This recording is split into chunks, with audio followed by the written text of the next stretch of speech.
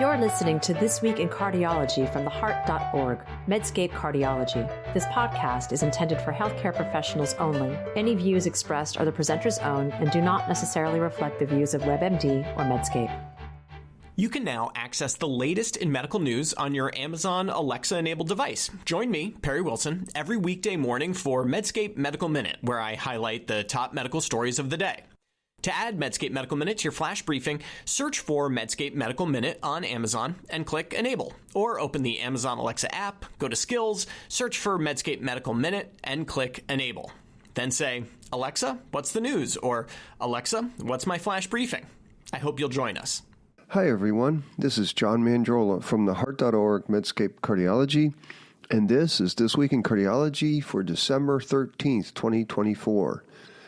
This week, U.S. doctor pay is on the slide. The Ticagrelor Controversy is back, including some new RCT data. Clopidogrel beats aspirin again. Holding antiplatelets before non-cardiac surgery. And Professor John Cleland questions another dogma in cardiology. First, some listener feedback.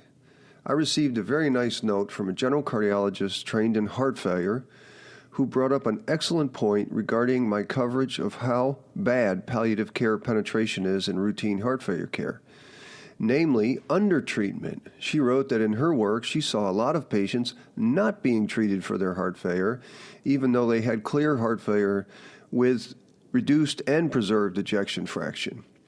She used the example of patients that go into atrial fibrillation, elderly patients who have hypertension, CKD, who have been in heart failure for some time, and then later on present with AFib, with rapid ventricular rate and heart failure. These patients, she believes, would benefit from an SGLT2 inhibitor and or MRA, but do not get this started earlier on in their course because heart failure is unrecognized in the community. Undertreatment, she wrote, is very frustrating, and she reminded me that a lot of this care just takes a little bit of TLC and then frequent follow-up to get patients compensated, and it goes a long way with regard to quality of life in the long run. And I really appreciate this comment, especially the part about overcoming the inertia of treatment, of that TLC. It takes effort. The electronic health record makes it harder. I mean, for instance, just starting an MRA drug requires a lot of clicks, more testing, worry. So in my discussion last week, I focused on overtreatment of elderly patients with comorbidity, but there is also clearly undertreatment of heart failure, and this is often due to inertia. So thank you for the comment. All right, first topic today is United States physician pay. A bunch happened this week regarding payment to U.S. doctors. First, there was a robust online discussion about U.S. healthcare writ large. Now, this was tragically sparked by the killing of the United Healthcare CEO in New York. And of course, the end result of this discussion was a strong conclusion about how badly U.S. healthcare works for patients and clinicians alike. Now, insurance companies were the obvious focus, but really only soft thinking holds that insurance companies are the only or even a major problem in U.S. healthcare. So when U.S. healthcare comes up in the general public, sure to follow is that U.S. doctors make too much money and our compensation should be cut. Then, about nearly simultaneous with this online discussion came news from our major payer, the CMS, who proposed another pay cut for office-based work, up to 3%. Now, there was good news for the imaging cardiologist was that doctor reimbursement for CCTA, coronary CTA, will double. So my comments about all this. The first thing to say is how dumb it is to devalue face-to-face work in the office while increasing the value for a dubious imaging test like CCTA. And I know that comment will make many of my colleagues mad, as perhaps especially those in Scotland. But my problem with CCTA use in the U.S. is the matter of finding incidental coronary disease. One of the major wastes of healthcare dollars in the U.S. comes from overuse of angiography and revascularization and underuse of medical therapy. In fact, I made one of my top 10 stories for 2024, and that post is now online. the many non-significant sub-studies that came out this year on the revived BCIS-2 trial, and no trial casts more doubt on the use of ischemic revascularization than revives. Now, to review briefly, this was PCI plus optimal medical therapy versus optimal medical therapy alone. And patients in this trial had multivessel coronary disease, amenable PCI anatomy, LV dysfunction, and viable myocardium. In the real world, 0 patients like this get taken off the cath lab table without revascularization. Yet the REVIVE trial found no differences in any outcome with PCI over medical therapy. CV death, overall death, heart failure hospitalizations, even LV function was not different. In the United States, patients with stable coronary disease get revascularization. They just do. Uptake of medical evidence, even strong trials like REVIVE BCIS-2, is extremely weak. And herein is my problem with CCTA. The imaging test finds anatomical coronary disease, which is often incidental, but once it is seen, it can't be unseen. Of course, hospitals are in a hurry to deploy this technology because they know that if a doctor sees disease and the patient knows they have disease, this will start the lucrative cascade. Heck, even coronary artery calcium screening causes this stress angio-stent cascade. CCTA is like coronary artery calcium on steroids. Here is a scenario that we see often. 70-year-old patient has atypical non-cardiac chest pain. Everything is negative. ECG is negative. Troponin's negative. The pain is clearly not cardiac. So the patient gets to the chest pain center and a CCTA scan shows incidental CAD. Nobody can unsee it. The patient is now sent to the cath lab. Boom, the incidental coronary disease is fixed. Now, this doesn't even fall out of quality improvement initiatives because the patient had atypical chest pain, so for all intents and purposes, the pain is unrelated, but in the chart it can say unstable angina. It's this sort of stuff, our collective and active ignoring of evidence, that makes me unsympathetic to pay cuts for cardiologists. We make a ton of money, and we always have. If I were in a decision-making position in health policy, I would rack my brains every day to try and incentivize better evidence translation. I don't have the answer, but paying more for imaging and less for being with people in the office seems backward. And my final comment on this, perhaps to the young listeners, we may see pay cuts and we might make slightly less money, but in terms of wealth, few jobs have more meaning than helping people with their heart disease. I love cardiology. Okay, second topic is the Ticagrelor controversy, which I didn't know about. So the BMJ has published on December 11th a review by senior editor Peter Doshi, a highly referenced argument of doubts over ticagrelor in the Plato trial, published in 2011 in New England Journal of Medicine. I tweeted this story out, and many senior cardiologists responded, and apparently this is a well-known controversy, but it came as a shocker to me. Though it stirred two memories that I have in my brain. One was that many years ago, perhaps 2015, 2016, I was in Scotland for a talk, and the doctor there expressed frustration that the NICE had approved ticagrelor over Clopidogrel based on the Plato trial, and it was costing the NHS significant amounts of money. I faintly remember him saying how weak the Plato data was and how no trials had convincingly confirmed ticagrelor benefit in this patient population. Okay, the second memory that this BMJ article stirred was I recall being surprised at the lukewarm reception of the ISAR React 5 trial, which was a non-industry sponsored head-to-head comparison of Procedural versus ticagrelor. And Procedural clearly beat ticagrelor by a statistically significant 36% for the primary endpoint of death, MI, and stroke. And it trended toward lower bleeding as well. Now, ISAR wasn't a perfect trial as there were different loading dose strategies, adherence wasn't perfect, and the event ascertainment was by phone, but still the trial did not seem to get much play. So I just discovered this controversy this morning, so I need more time to really get into it, and I encourage you to read the Plato trial, then read the BMJ piece as it's open access. But here are some of the teaser points. Plato randomized more than 18,000 patients and was conducted across 43 countries, and the main result was that at 12 months, patients in the ticagrelor group compared with clopidogrel saw a reduction of the primary endpoint, CV death, MI, or stroke from 11.7% to 9.8%. It was a 16% decrease in relative risk, and it met statistical significance, and it was a win for sure. The primary outcome was driven mostly by a reduction in CV deaths. That's weird. 21% reduction in CV deaths versus only a 16% reduction in acute MI, and no reduction in stroke. So despite this clear win, the drug failed at its first review at FDA, mainly because a subgroup analysis found that in the U.S., ticagrelor patients had poorer outcomes than those randomized to clopidogrel, a 27% higher risk of the primary endpoint in the U.S. Thomas Marciniak, who was an FDA medical officer, wrote a scathing review saying he had worries about the Plato data quality. Marciniak called AstraZeneca's application, quote, "the worst in my experience regarding completeness of the submissions and the sponsor responding completely and accurately to requests." However, FDA leadership did not endorse these reservations. One explanation put forth by the authors was that the U.S. patients fared better with clopidogrel because U.S. patients had higher doses of aspirin. Another chapter in this controversy came with an analysis based on sponsor data monitoring versus clinical research organization monitoring. Get this.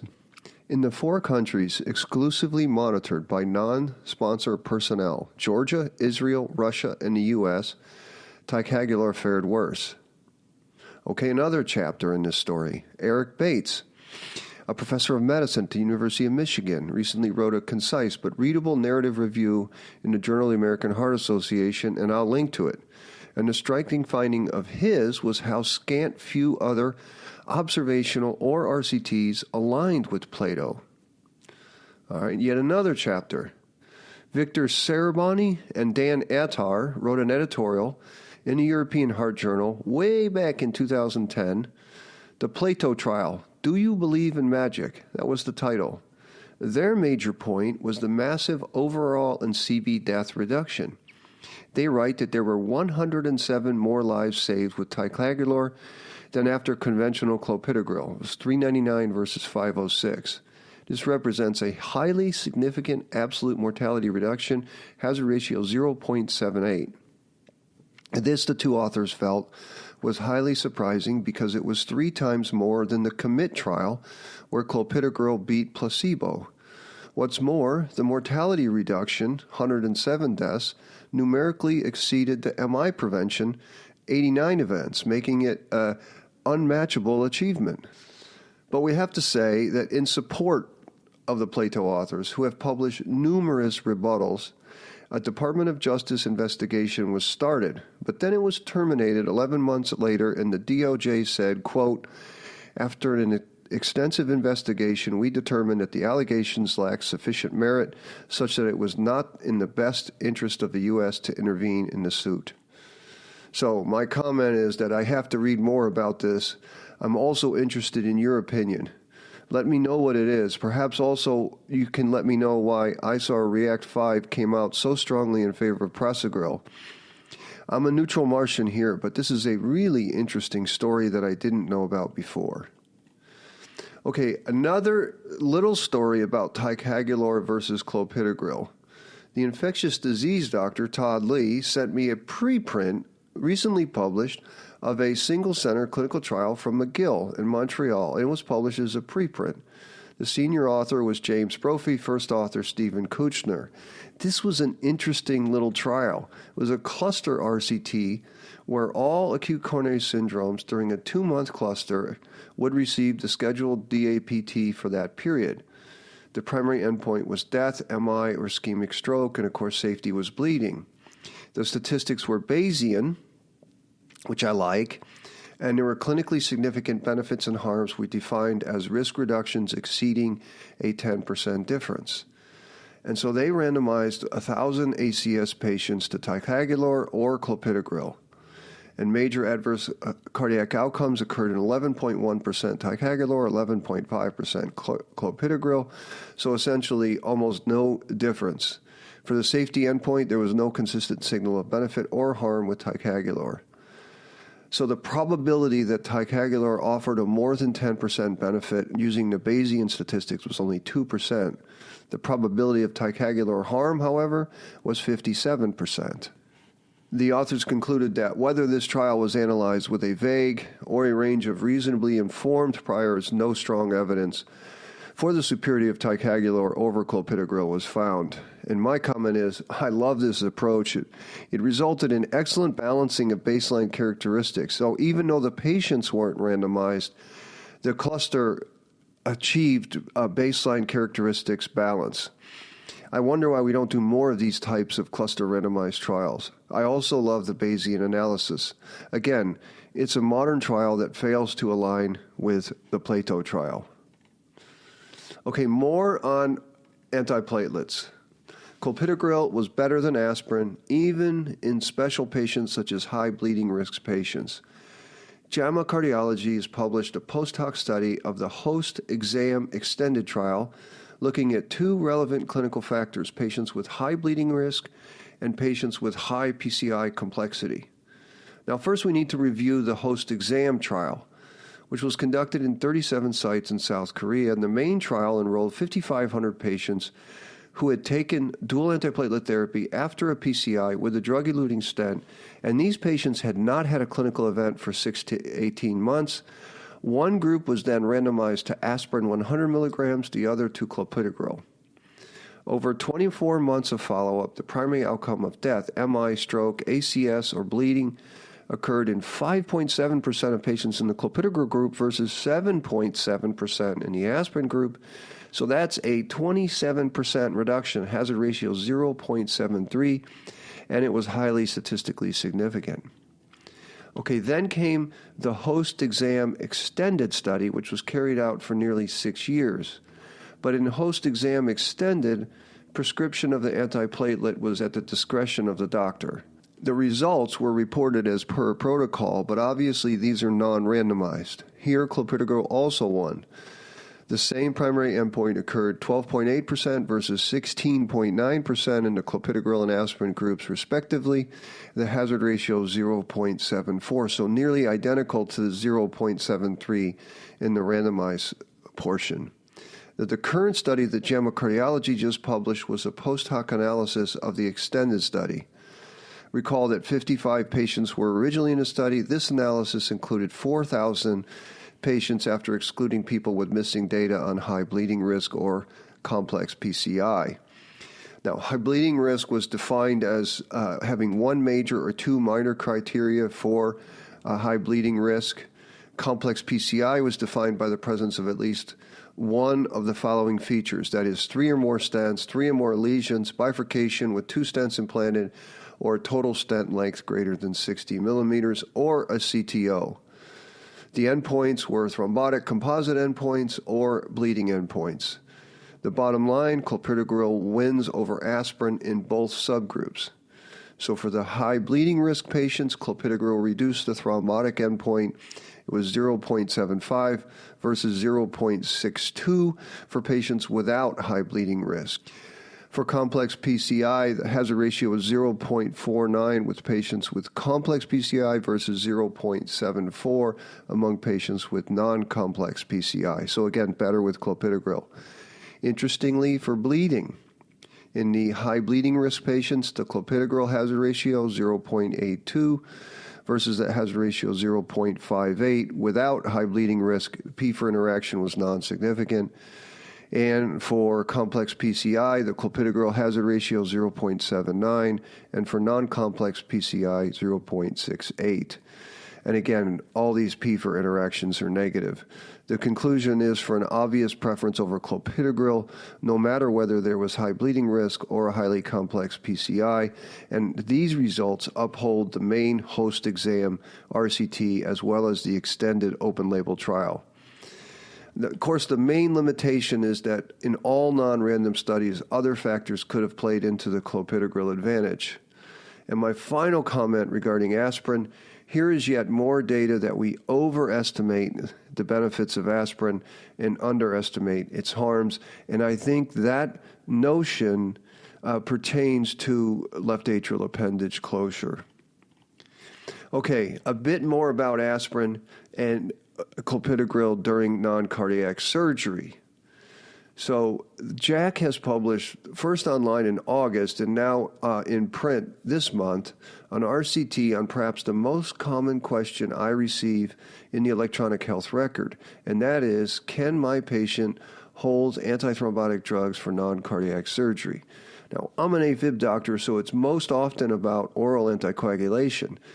But since nearly every adult in Louisville has had a stent or a diagnosis of CAD, the question also comes up about holding antiplatelets. This latter question makes me nervous, especially in patients who have had a prior stent. So the JACC publication was the Assure DES RCT, and it randomized 1,000 patients who had had a drug-eluting stent more than a year before their non-cardiac surgery. The authors randomized one group to aspirin, maintained throughout the surgery. The other group had antiplatelet drugs held completely for 5 days before and then resumed 48 hours after. The primary endpoint was death, MI, stent thrombosis, or stroke between 5 days before the surgery and 30 days after the surgery. And before I tell you the results, I should say that there was really very little RCT data on this important question. And the results were very clear. The primary outcome occurred in only 3 patients, 0.6% in the aspirin group, and only 4 patients, 0.9% in the antiplatelet group. There was no stent thrombosis in either group, and obviously there's no difference. The incidence of major bleeding also did not differ between the groups.